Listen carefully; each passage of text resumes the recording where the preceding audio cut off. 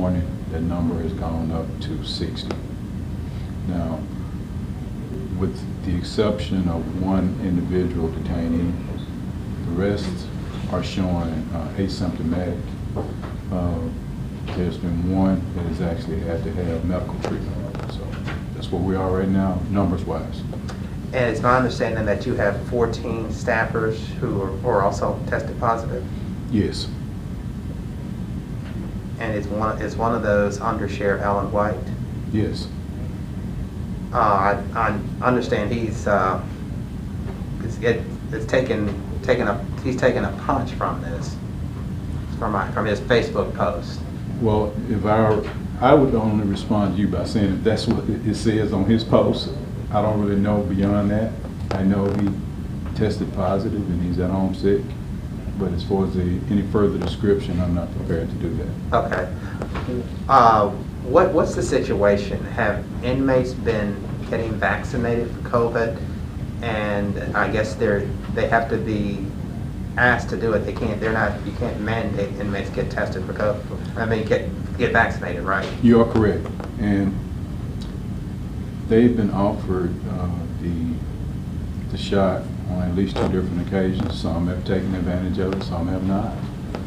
So you're right in the fact that we cannot force anybody. And I want to make sure I make this clear. We house detainees, right? And the reason why I want to make the distinction is the individuals that we have housed in our facility are all pre-trial. So in the eyes of the criminal justice system, they have not been convicted of any crime. So I just want to make sure I made that distinction. Okay. And do we know what, I mean, like, obviously, do you believe this is the Delta variant that we're getting a lot about, these infections? That part haven't been described to me in particular, and I don't like to make assumptions, but obviously we are experiencing an uptick in the Delta variant, not only here but all over the country. So people that we have housed in our facility are going to reflect what's going on in the general public. And also, you know, we continue with testing, and when you test more, you're going to have more positive results because you got more out into the community. You mean, are you talking about inmates or employees? I'm talking about both. Right. Okay. And any changes in protocols right now? Are you prohibiting visitors, or what any changes since you had this outbreak and accepting inmates or detainees to the detention center? Not with accepting. We can't really turn around a felony suspect. We just have to isolate them, and we're already in the process of sanitizing the facility on a regular basis. We're looking at some things to increase as far as that's concerned. We're doing everything that we can to keep the facility clean and to isolate those individuals that have tested positive. And you said, with the exception of one inmate who had to get medical, did that inmate have to go to the hospital? Yes. Do you know what their condition is? No, I don't. And the rest of this huge number, you say they're asymptomatic? That is correct. And are those inmates being isolated? They are. We're doing rapid testing, and if you come into the facility and we find out that you have tested positive, then we are isolating you and housing you away from the general population. And there are no security concerns, right, for with having to house these folks who've tested positive? Well, there's always concerns. You know, we're operating a detention facility, so that's ever present. But I believe that we are doing the best we can to do what the CDC tells us to do in the Department of Health, and we're going to continue to follow those guidelines.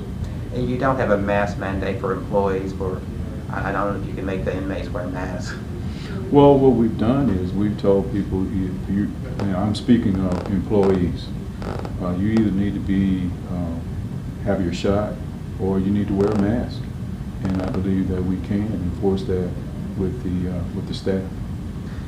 And was that mandate in effect before you had the outbreak? No. So that's new following this outbreak. Well, yes, it is. So these inmates, the employees will have to be vaccinated or they will be required to wear a mask. That is correct. And what do you want to say to family members who have inmates in the detention center, who some of them whom may have underlying medical conditions, who might be concerned about their loved one who's housed at the detention center? Well, I mean, here's the real deal. The COVID virus is ever present throughout the world. The detention center is not any different than what goes on in society as a whole. Just like we got through talking about a few minutes ago, we're doing everything that we can to keep the facility clean, to identify individuals who have tested positive and isolate them. So we're doing everything that we can, and we're looking at more resources to try to improve the situation as we move forward. But people can be assured that we're going to do everything that we can to keep their loved ones and everybody else safe. Now, you talked about what you're doing with the employees. Any mandates or changes required for inmates to try to limit this outbreak or to prevent a future outbreak?